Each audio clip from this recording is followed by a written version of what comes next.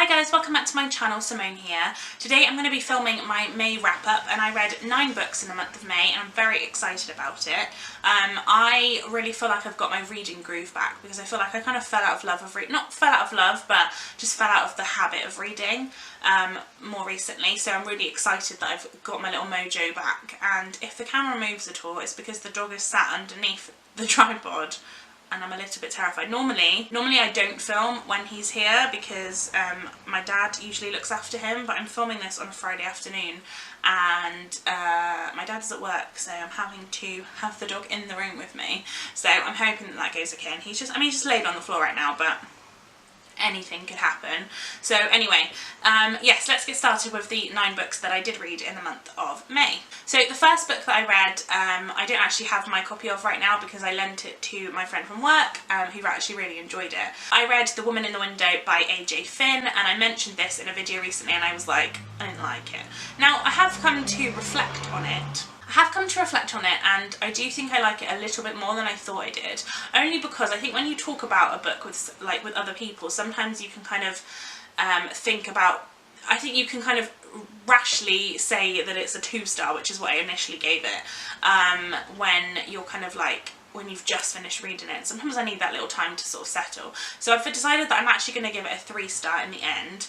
Basically, this book follows a woman named Anne who is agoraphobic, and she basically has stayed in her house and she can't leave. She has a phobia of kind of the outside space, and she witnesses something happening in a house opposite her. She witnesses something happening in the house opposite her, and she is basically trying to prove that it actually happened because there's nobody can work it out. And I did enjoy this book, but there were some things in it that annoyed me. One of the main things is the trope of someone with a mental illness not being believed, and that was the main one in this, and that was kind of the reason why I gave it such a low rating initially, because that really annoys me. As I've said in lots of videos, I don't like that trope at all. I find it really, really damaging and upsetting to read, and this book did keep me guessing. I guessed one part of the story that was going to happen, but there was a kind of the big twist in what happened. I didn't guess that, so I was a fan of the book, but there were some things that really upset me. So I've decided to give it a 3-star. Having talked it over with Kira, my colleague, I do think that it has more merit than perhaps I initially gave it. I think I was just a bit frustrated with the trope, but yes, that is kind of what I've decided to go with. But anyway, I did enjoy it, and yeah, I've decided to give it a 3-star for now. The next book I read in May was The Shock of the Fall by Nathan Filer, which I buddy read with Kaz from Cats and Camera, and I will link her channel down below. I had a wonderful time buddy reading this again. I should have said at the start of the video, and I didn't, and I can't be bothered to go back and re-edit this in, so I'm just going to say it now. Nicole from A Beautiful Chaos of Books organised the mental healthathon that was running throughout the month of May, and basically you had to read books based on mental health or that had mental health elements in there. So The Woman in the Window, obviously the main character was agoraphobic, so that was kind of the prompt that I went with this. This book that I read with Kaz actually focuses on a schizophrenic main character, and this book is a really difficult read but also really eye-opening. Now, I didn't really know anything about schizophrenia or kind of the issues around it or how it makes certain people act. I honestly had no idea. And so this book can be a little bit difficult to understand in terms of, it's a bit sort of scatty and it feels a little bit all over the place at times, but it is because it's supposed to be about his kind of mind and the things that he is thinking and the things that he's feeling. Right at the very start of this book, the main character's brother dies, and so it's also about him having to deal with that, along with the fact that he obviously is suffering from schizophrenia. And this was really, really well done. I really enjoyed this book. I gave this book a 4-star just because it was a little bit sort of all over the place, but I really enjoyed the certain elements to it more than I was expecting to, and I thought it was really well done. Obviously I can't say how true to life the schizophrenic representation is, because obviously I don't suffer from schizophrenia myself, but I do think that it is a really it's a valid book. Definitely one that I would recommend that you check out if you haven't already, because I did think it was a great one, and I'm really glad that I read it with Kaz because we had some really interesting conversations about this book, so yeah, it was wonderful. The third book I read was the other buddy read that I did this month. Unfortunately this one was not anywhere near as successful. I read this with Charlie from Charlie Brooke, who I adore, and it was nothing to do with Charlie I just did not like this book at all. This is The Secret History by Donna Tartt. I mentioned this in my mid-year freak out book tag, which I will link down below, and I did not like this book at all. I gave it a 1 star because I did not actually complete it. I think I read about 200 pages and I just didn't care. This basically follows a group of kind of elite, eccentric kids, basically. Well, I say kids, they're in college in New England, and they are learning Greek under their professor, and it kind of goes from there. Now, the back doesn't really tell you anything. It's all about morality and things like that, and I just found this book to be so dry. Nothing really happened. I felt like after 200 pages, firstly, the thing that is like alluded to have happened right at the start had still not happened, and I just really didn't care. Charlie did finish this book because she wanted to read it for her bookish poster, so it was like one of those books that she felt like I guess she had to finish. I know that she enjoyed the end more than the beginning, which is a bit like, I don't want to have to slog through that much of a book in order to enjoy it, so I'm not going to continue reading this. I do own The Goldfinch by Donna Tartt, and I might read that. I don't want to throw it away or give it away at any point, at this point anyway. I might change my mind. I didn't like the characters, I didn't like the writing style really, and yeah, this was not for me. So yeah, a 1 star unfortunately. The next book I read was one of my favourites of the month, and this was another one for the Mental Healthathon, and it was Final Girls by Riley Sager. This is a thriller about 3 girls who are the final girls. They've each been involved in a massacre of some kind, and they were the final survivor. And then one of those 3 girls dies, and it's about the other 2 sort of trying to work out what's going on, and it was really, really good. I gave this a 4 star. The mental health elements in this is that the main character obviously suffers from trauma, and there's a lot of grief in this, but there's also PTSD references, there's also Xanax, potentially Xanax addiction, and also therapy, which I think is, you know, a big mental health kind of buzzwords, I guess you could say.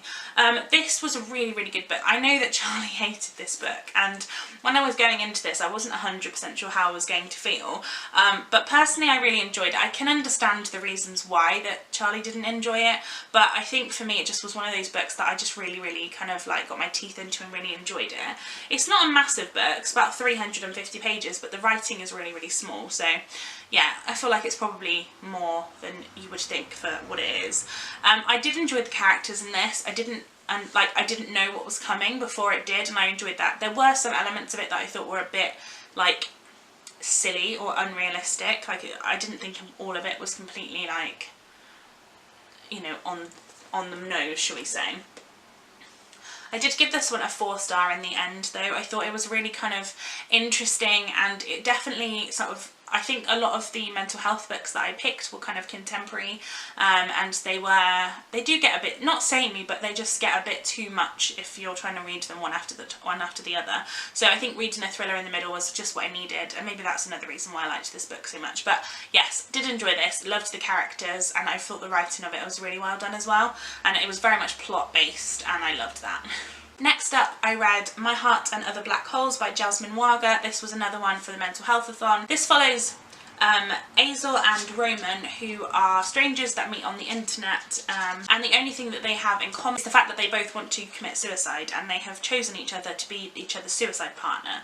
They've set a deadline for when they would like to commit suicide together, and obviously things start to happen, and it all kind of like goes from there really. I don't really want to go into it too much because it is a really hard-hitting book. I did give this one a 3 star in the end. I actually read this on the train when I was going to see my boyfriend, and this was perhaps not a train read because it did make me cry a little bit.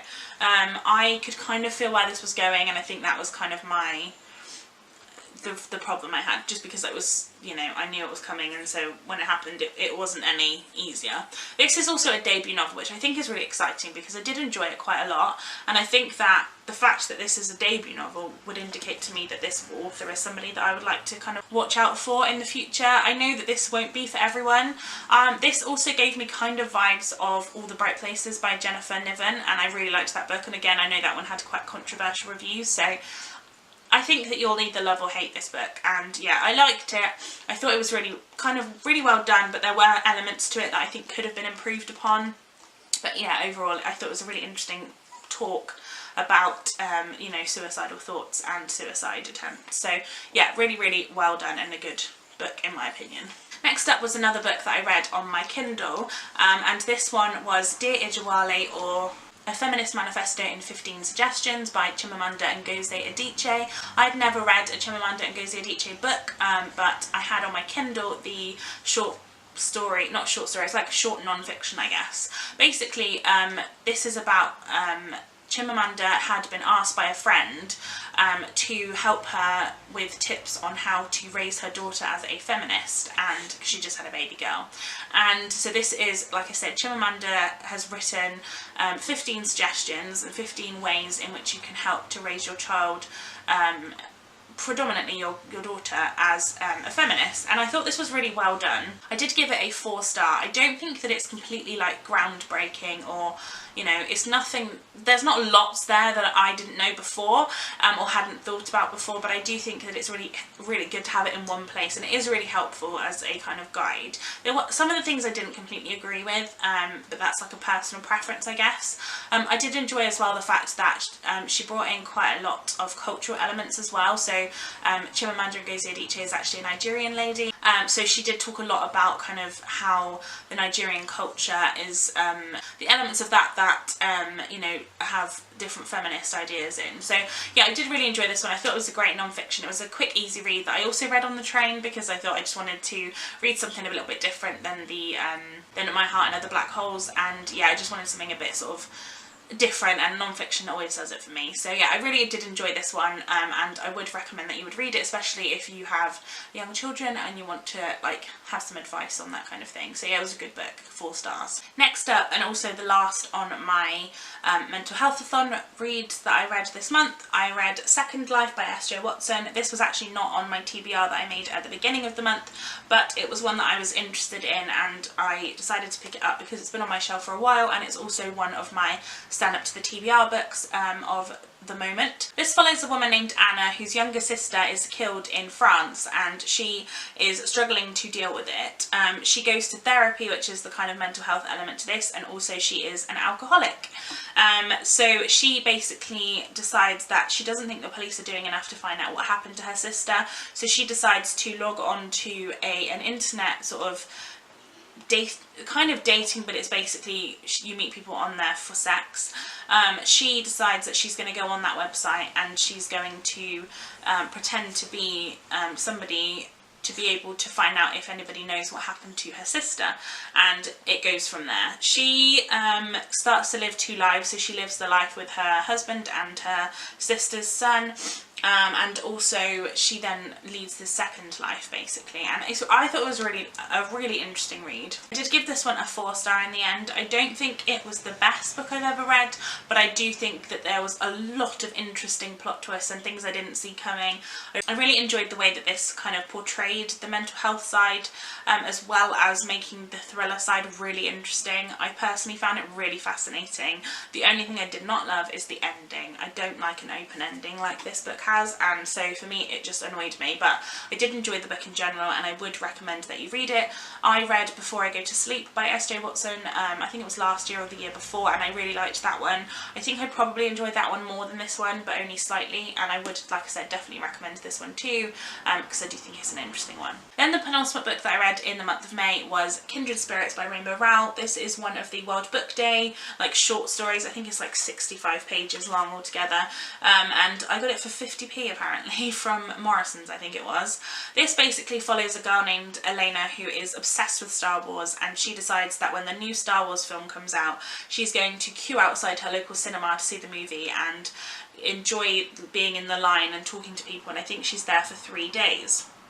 However, when she gets there, there's only 2 people ahead of her in the line, and they don't really quite have the same atmosphere, I guess, as she was expecting.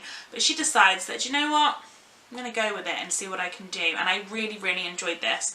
I do think that it's not like groundbreaking and not loads happens, but it was a fun little read. It was a nice little palate cleanser, as they say, and I did enjoy this. Like I said, it's only a really short book, but I love Rainbow Rowell's writing, and I really wanted to have read this one as well because you know, it's been on my shelf for ages, so I thought, you know what, I'm going to give it a go, and I did enjoy it, and I'm glad that I read it. And then the final book that I read in the month of May, and one that I'm quite surprised I haven't read before now, was The Tales of Beedle the Bard by J.K. Rowling. Again, this was a really short book, and this basically is from the Harry Potter stories. It's from the final book of the Harry Potter series, The Deathly Hallows, and one of the stories in this is The Deathly Hallows, but this is the book that whole thing comes from, and it basically has 5 fairy tales basically that, you know, that magical children learn when they're younger, and it is really interesting. It's quite funny to see like what you can imagine, I guess, what would happen. It also, after each one of these stories, there is like a section where it's supposed to be Albus Dumbledore, and it's his kind of like notes on each story, and I thought that was really fun, and yeah, I just really enjoyed this. A really sweet little read, and yeah, definitely a fun one. Yeah, so I would, again, I'm glad I read it, and I think that this kind of lends itself well to the Harry Potter series in general, and I'm glad that I finally read it. Then on to my video shout out of this time, and I want to shout out Boston from Boston Reads Books. I love Boston's channel. She is a wonderful booktuber who really talks about some really interesting issues. She is very much talking about LGBTQ books and really just sharing the love on those, and I just genuinely really like her videos. So I will link all of her links down below that I can find, so go and check out Boston's channel and send her some love because I think she deserves all of it. So there you are, guys, that is all the books that I read in the month of May. Let me know in the comments down below what your favourite book was, and if you've read any of these and what you thought. Give this video a thumbs up if you enjoyed it, and subscribe to my channel if you haven't already, and I shall see you next time for another video. Bye, guys!